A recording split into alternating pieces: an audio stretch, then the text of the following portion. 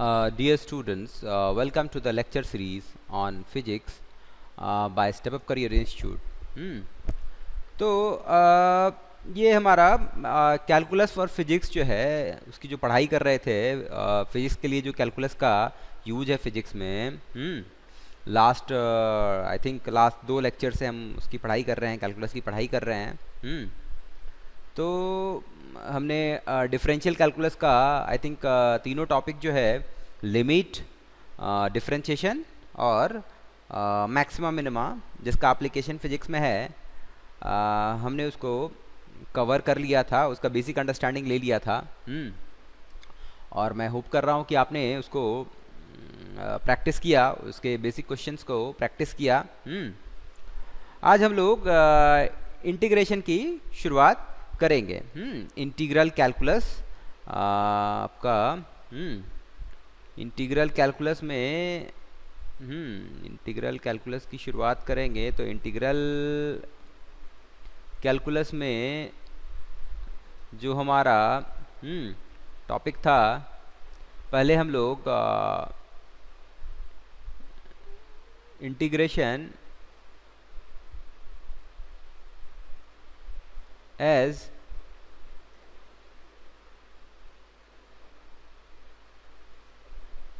inverse process of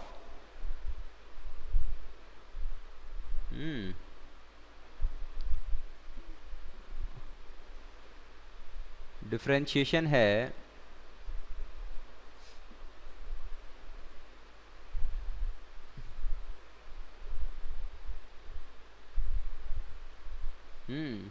इसको समझने की कोशिश हम लोग करेंगे.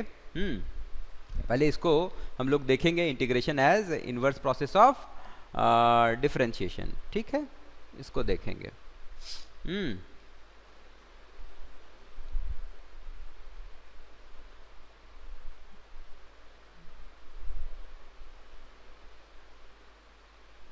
इसको देखेंगे पहले. तो सबसे पहले हमने ये पढ़ा था, हमने ये देखा था कि d by D x of x का पावर n लूँ या x का पावर n प्लस c लूँ. Constant c is a constant, तो कांस्टेंट का डिफरेंशिएशन तो 0 होता है. तो ये आपका d by D x of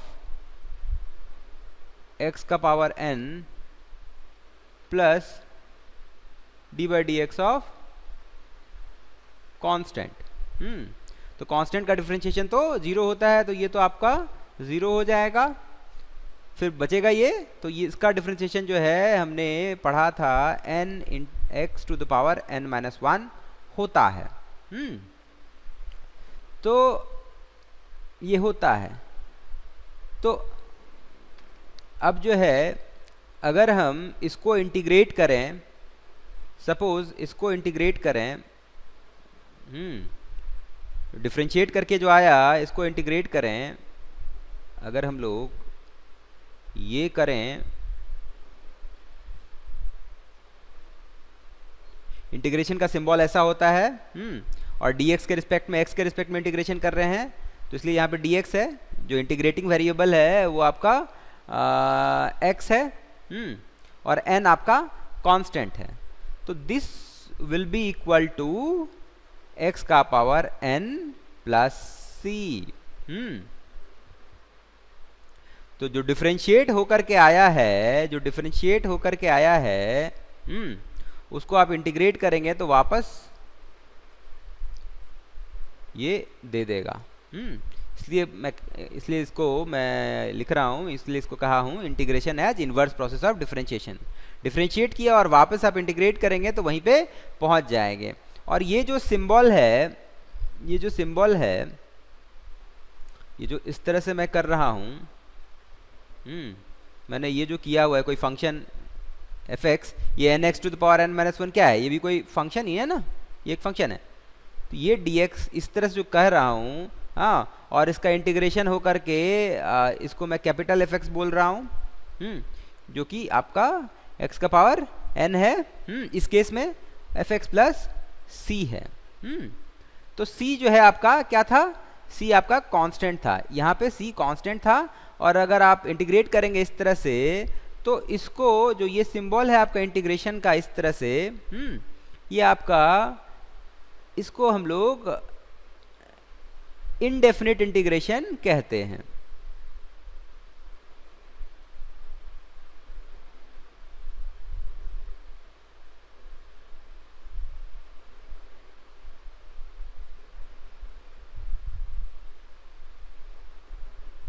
इसको हम लोग इनडेफिनिट इंटीग्रेशन कहते हैं, क्योंकि यहाँ पे कांस्टेंट ऑफ इंटीग्रेशन आ जाता है। कांस्टेंट ऑफ इंटीग्रेशन जो कि हमें पता नहीं रहता है, वो आपका कंडीशंस पे डिपेंड करेगा कि आपका क्या कंडीशन है। आपने यहाँ मैं इंडेफिनिट इंटीग्रेशन बोल रहा हूँ तो ऑब्वियसली डेफिनिट इंटीग्रेशन भी होता है। डेफिनिट इंटीग्रेशन भी होता है, वो थोड़ी देर में आपके पास आ जाएगा डेफिनिट इंटीग्रेशन और उसका मीनिंग और इंटीग्रेशन का एक्चुअल मीनिंग। आप जब मैं डिफरेंट इंटीग्रेशन पढ़ाऊंगा तब आप उसको समझ पाएंगे कि इंटीग्रेशन में हम कर क्या रहे थे। तो कांस्टेंट ऑफ इंटीग्रेशन जो है ये हमें पता नहीं होता है, इज आर्बिट्ररी।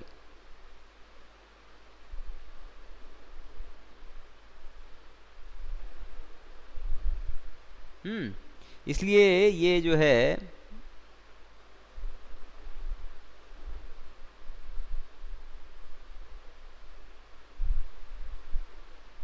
इसलिए इस इंटीग्रेशन को हम लोग इनडेफिनिट इंटीग्रेशन कह रहे हैं।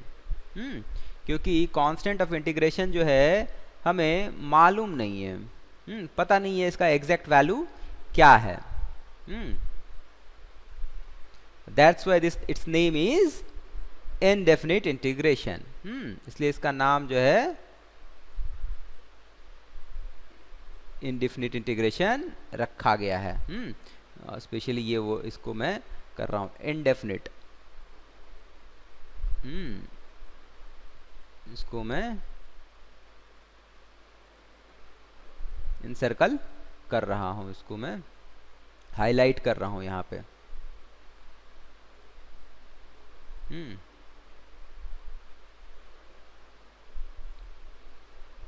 इसको मैं यहाँ पे इंडेफिनिट वर्ड को हाईलाइट कर रहा हूँ, क्योंकि यहाँ पे आपका कांस्टेंट सी जो है ये आर्बिट्ररी कांस्टेंट है, ये आर्बिट्ररी कांस्टेंट है, इसलिए इसको इनडेफिनिट इंटीग्रेशन बोलते हैं। और इनडेफिनिट इंटीग्रेशन का सिंबल ये है।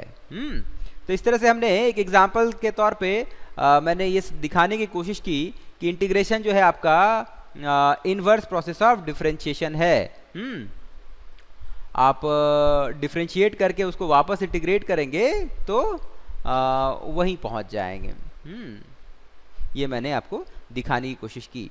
अब कुछ फार्मूले जो है मैं यहाँ पे लिख दे रहा हूँ जो आपको याद कर लेने हैं अभी। बाद में इसका जैसे कैलकुलस में आपका अंडरस्टैंडिंग डीप होगा, क्लास 12 में आपका अंडरस्टैंडिंग कैलकुलस में डीप होगा, जब आप और प्रैक्टिस करेंगे तब आप इसको फर्स्ट प्रिंसिपल से डिराइव करेंगे क्लास 12 में। अभी मैं विदाउट प्रूफ कुछ फार्मूले जो है, इंटीग्रेशन फार्मूले जो है मैं यहाँ पे लिख दे रहा हूँ, जिसको हम लोग यूज करते रहेंगे।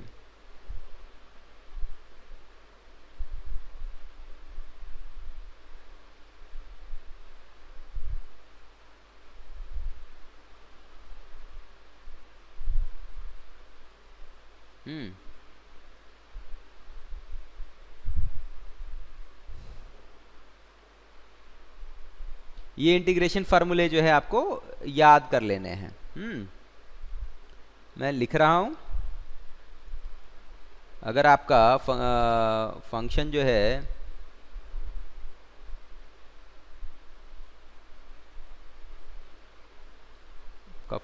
है अगर आपका ये है,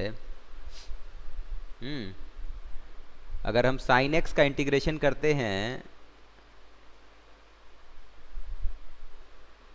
sin x का इंटीग्रेशन करते हैं तो ये हमारा माइनस कॉस एक्स प्लस सी आता है। सी आपका इंटीग्रेशन कांस्टेंट है। जब भी आप इंडेफिनिट इंटीग्रेशन करेंगे तो एक इंटीग्रेशन कांस्टेंट आ ही जाएगा, इंटीग्रेशन कांस्टेंट तो आ ही जाएगा। इंटीग्रेशन कांस्टेंट, इसको इंटीग्रेशन कांस्टेंट कहते हैं।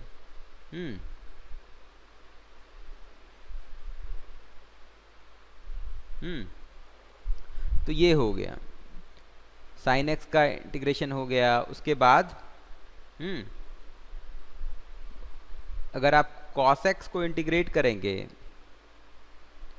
तो ये आपको साइन एक्स प्लस सी दे देगा, इंटीग्रेशन कांस्टेंट क्योंकि इंडिफिनिट है। अगर आप सेक स्क्वायर एक्स को इंटीग्रेट करेंगे, चूंकि 10x को डिफरेंशिएट करके सेक स्क्वायर एक्स मिलता था, तो सेक स्क्वायर एक्स को आप इंटीग्रेट करेंगे तो ये 10x दे देगा, 10x प्लस सी, क्योंकि c का डिफरेंशिएशन 0 होता है, तो c सब में रहेगा, इंटीग्रेशन कांस्टेंट तो रहेगा ही रहेगा। उसके आप बाद अगर cosec स्क्वायर एक्स को इंटीग्रेट करें, चूंकि cot x को डिफरेंशिएट करते थे तो माइनस cosec स्क्वायर एक्स आता था, तो cosec स्क्वायर एक्स को इंटीग्रेट करेंगे तो माइनस cot x आएगा प्लस इंटीग्रेशन कांस्टेंट c। पांचवा sec x 10x dx। अब sec x को हम लोग डिफरेंशिएट करते थे तो sec x 10x आता था, तो sec x 10x को इंटीग्रेट करेंगे तो sec x प्लस c आएगा। अब integration of cosec x cot x dx। तो आप जो है cosec x को डिफरेंशिएट करते थे तो minus cosec x cot x आता था, तो cosec x cot x को इंटीग्रेट करेंगे तो माइनस cosec x आ जाएगा, minus cosec x plus c, ये आ जाएगा। उसके बाद मैं यहाँ पे ही लिखता हूँ, इधर नहीं जाता हूँ नीचे। यहाँ पे ये तो ट्रिगोनोमेट्रिक फंक्शंस का इंटीग्रेशन हो गया। 6 फंक्शन थे। अब इधर जरा दूसरे फंक्शंस लेता हूँ।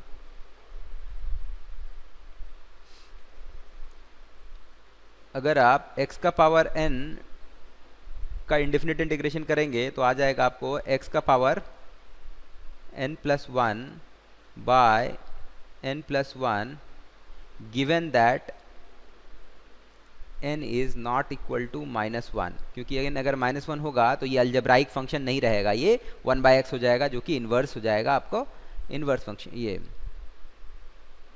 वो रैशनल फंक्शन हो जाएगा, वो अलजेब्राइक फंक्शन रहेगा नहीं।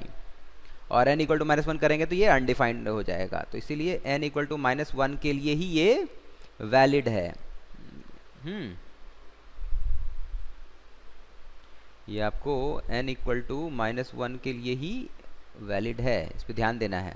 नहीं तो ये फंक्शन अलजेब्राइक नहीं रहेगा, फ्रैक्शनल हो जाएगा।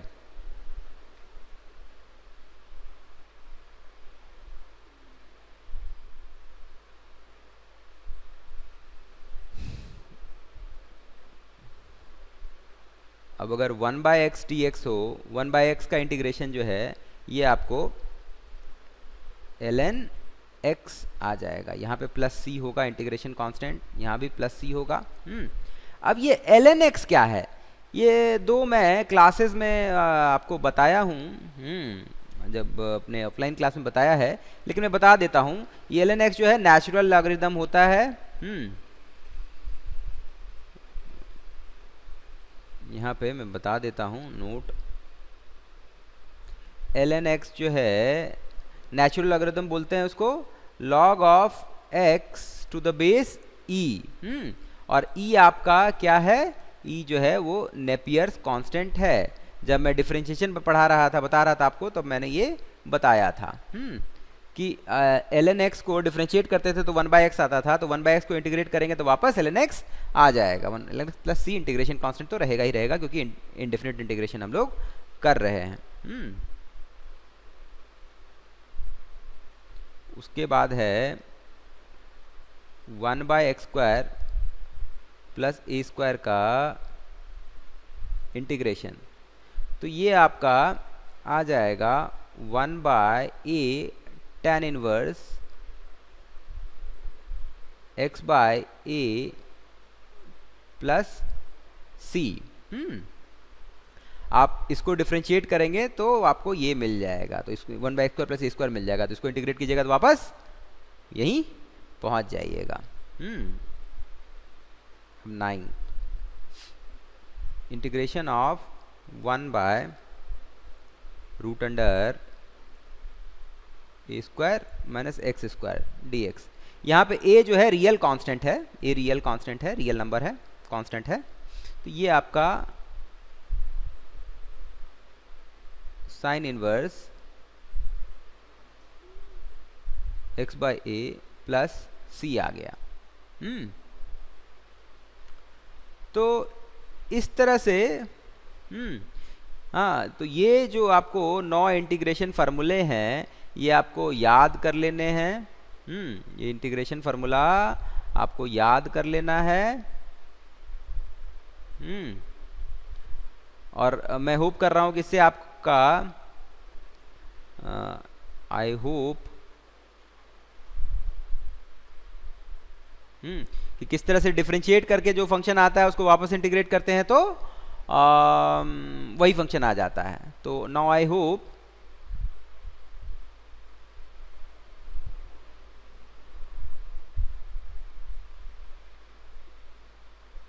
integration as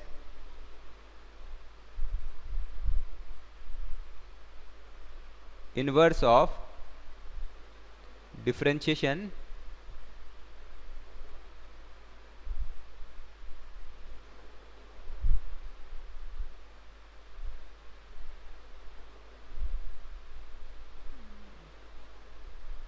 is clear to you। और आपका वर्क है, वेरी इंपॉर्टेंट बात, वेरी इंपॉर्टेंट, कि आप इसको याद कर लीजिए। Do memorise these.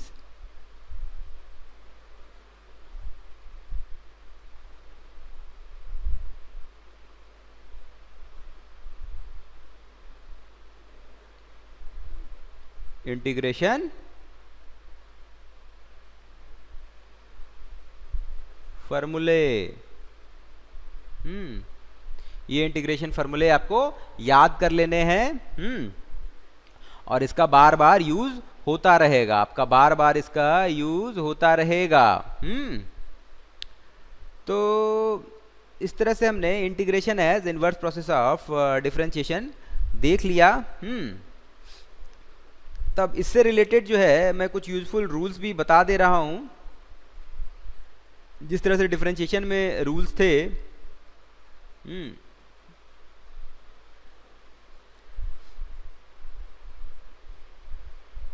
सम जिसका हम लोग एप्लीकेशन करेंगे, some useful rules for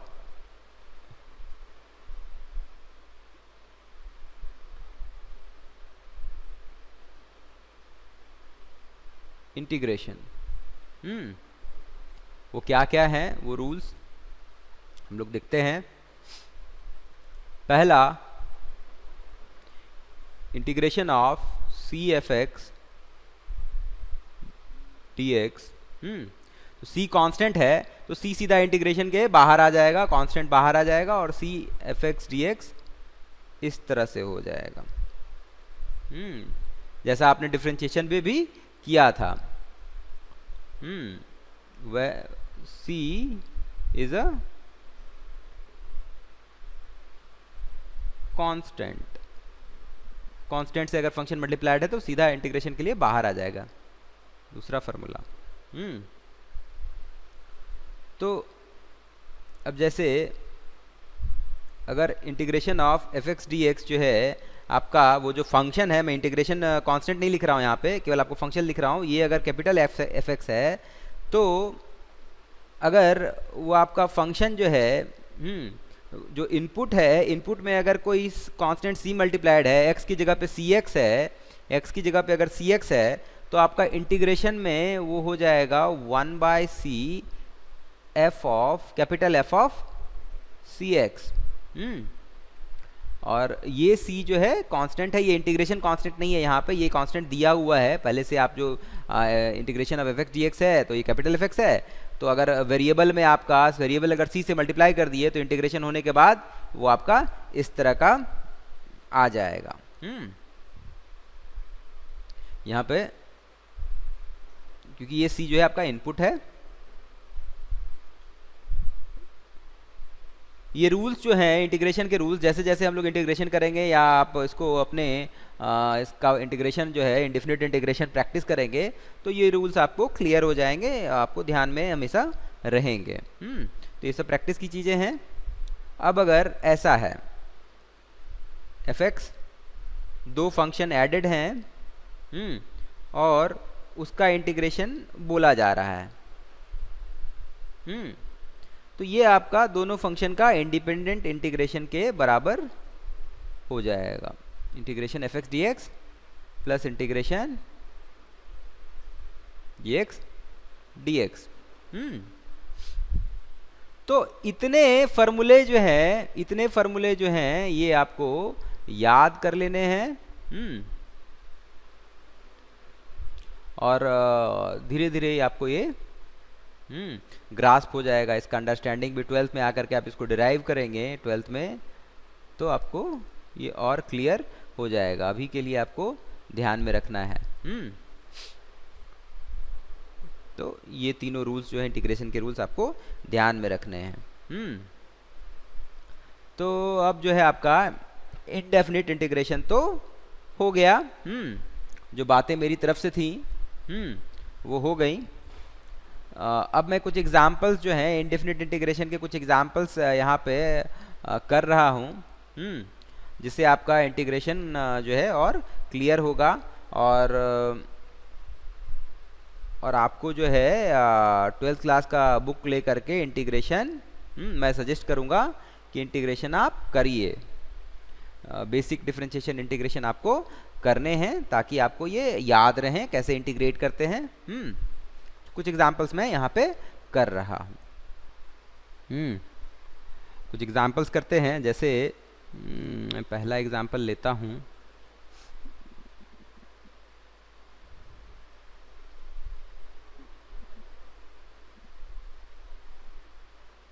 five x square plus 3x minus 2 dx। इसको इंटीग्रेट करना है। तो जस्ट ऊपर आपने फार्मूला देखा था कि अगर कई फंक्शंस हैं और इस तरह से एडेड हैं तो सबका इंडिपेंडेंट इंटीग्रेशन हो जाएगा। तो इसका इंटीग्रेशन कैसे करेंगे? तो ये आपका 5x स्क्वायर dx हो जाएगा plus integration of 3x dx हो जाएगा प्लस आपका -2 का इंटीग्रेशन हो जाएगा dx।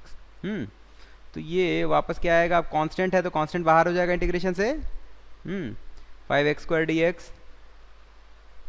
प्लस 3x dx और इधर -2 जो कांस्टेंट है इंटीग्रेशन dx। तो इंटीग्रेशन ऑफ dx जो है ये यहाँ पे क्या हो जाएगा? यहाँ 1 लिख सकते हैं। 1 को हम x का पावर 0 भी लिख सकते हैं। ठीक है, मैंने x का पावर 0 लिख दिया। तो अब जो है एक्स स्क्वायर का इंटीग्रेशन जो है आपका एक्स क्यूब बाय 3 हो जाएगा प्लस 3 एक्स स्क्वायर बाय 2 हो जाएगा और इधर -2x। हाँ, इंटीग्रेशन कांस्टेंट जो ये सारे का इंटीग्रेशन कांस्टेंट है वो सारा का सारा कांस्टेंट हम एक जगह ऐड कर देते हैं और उसको हम c से रिप्रेजेंट कर देते हैं। ठीक है। तो ये हो गया। ये इसका इंटीग्रेशन हो गया। अब एक दूसरा एग्जांपल लेते हैं।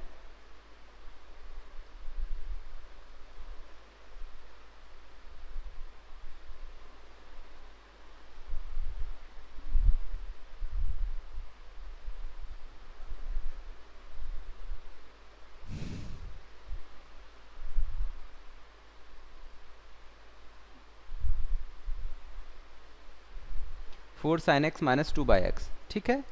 तो ये क्या हो जाएगा, 4 बाहर, ये इस तरह से हो जाएगा, 4 sin x dx minus 2 integration of 1/x dx।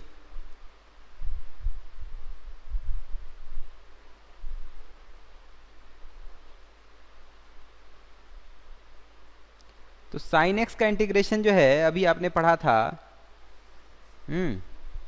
तो साइन एक्स का इंटीग्रेशन क्या होगा, अभी हमने पढ़ा था माइनस कॉस एक्स, ठीक है।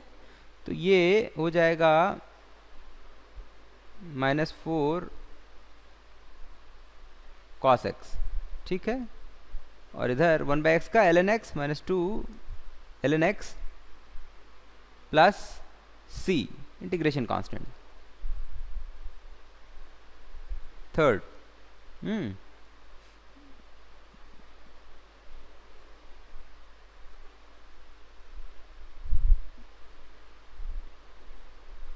4x प्लस 5, यानी 1/4x प्लस 5 का इंटीग्रेशन करना है।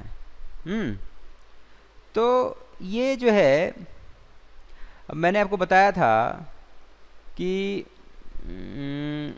अगर आपका integration of f of C X D X जो है ये क्या हो जाता है, 1/c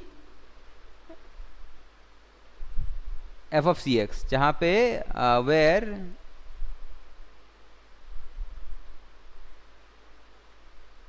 फिक्स डी एक्स है वो एफ एक्स है।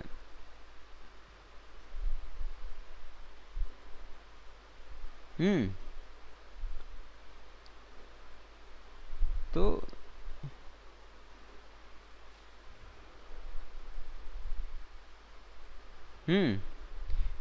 ये हमने थोड़ी देर पहले देखा था। तो यहाँ पे अगर मैं सपोज मैं जो है इसको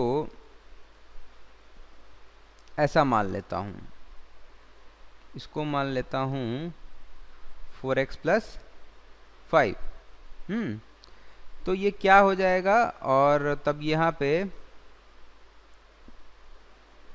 अब dx by dx small dx, ये क्या आ जाएगा, 4 आएगा, क्योंकि 5 का डिफरेंशिएशन 0 हो जाएगा। तो हमारा dx जो है dx बाय 4 आ रहा है। तो हमने वेरिएबल सब्स्टिट्यूशन कर दिया, तो इसको मैं लिख सकता हूँ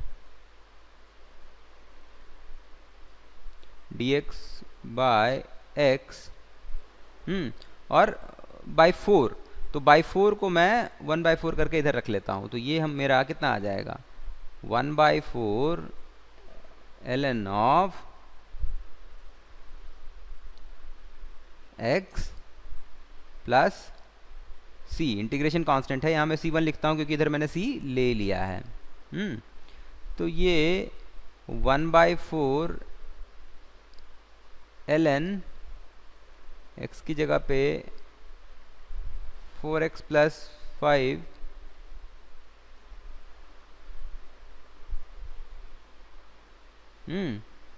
प्लस c1 हो गया। तो यही आंसर हो गया। तो यहाँ पे देखिए क्या हो रहा है, ये अगर वेरिएबल में c से मल्टीप्लाइड है तो इंटीग्रेशन करते समय c कांस्टेंट से डिवाइड हो जाता है। तो वही चीज़ यहाँ हुआ, वेरिएबल में 4 से मल्टीप्लाइड था तो इंटीग्रेशन करते समय आपका ये 1/4 नीचे आ गया, 4 नीचे आ गया, 4 से डिवाइड हो गया। तो इस तरह के क्वेश्चन में आप वेरिएबल सब्स्टिट्यूट करके करेंगे, क्योंकि यहाँ पे +5 भी था तो वो कंफ्यूजन क्रिएट कर रहा था। तो इस तरह के क्वेश्चंस में आप वेरिएबल सब्स्टिट्यूट करके इंटीग्रेट करेंगे तो इजी हो जाएगा, इसलिए हो जाएगा। एक और एग्जांपल लेते हैं।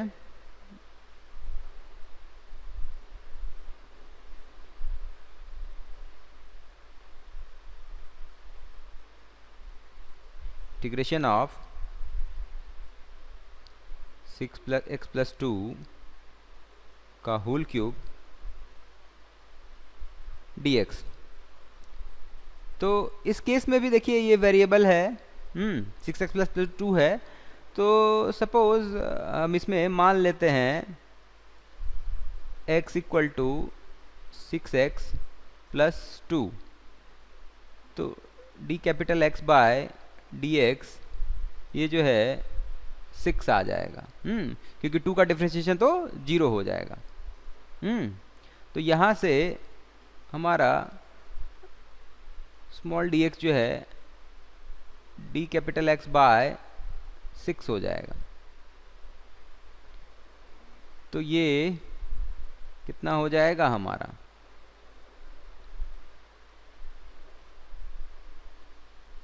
Capital X cube to dx by 6।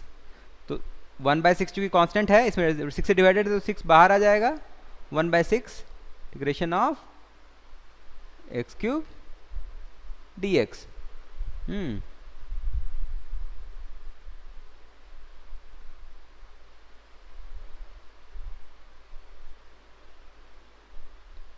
तो ये हमारा 1/6 का पावर 4 हो जाएगा, प्लस आपका इंटीग्रेशन कांस्टेंट। तो इसको 1/6 कितना हो जाएगा, 6x+2 का पावर 4 प्लस c। तो इंटीग्रेट करके ये हमारा यही आ जाएगा, यही आ जाएगा। तो इस तरह से हमने integration as inverse process of differentiation का कुछ एग्जांपल्स देख लिया। अब ये आपका होमवर्क है कि practice questions, basic questions on indefinite integration from class 12 maths book, या आप कोई दूसरा और एनी जो आपके पास है, अगर कोई एनी कैलकुलस बुक, आप वहां से इसको प्रैक्टिस करेंगे। ठीक है। इसी के साथ मैं इस लेक्चर को फिनिश करता हूं। और मैं एज्यूम कर रहा हूं कि आपको समझ में आया होगा। और नेक्स्ट डे हम लोग डेफिनेट इंटीग्रेशन को समझेंगे, और तभी आपको एक graphical understanding, geometrical understanding integration का हो पाएगा। जैसे डिफरेंशिएशन आपको फंक्शन के टांजेंट को रिप्रेजेंट करता है, स्लोप को रिप्रेजेंट करता है, वैसे ही इंटीग्रेशन जो है वो क्या रिप्रेजेंट करता है, वो कैसे एरिया को रिप्रेजेंट करता है, वो हम लोग अगले क्लास में इन डेप्थ, इन डिटेल्स हम लोग देखेंगे। Thank you for your patience.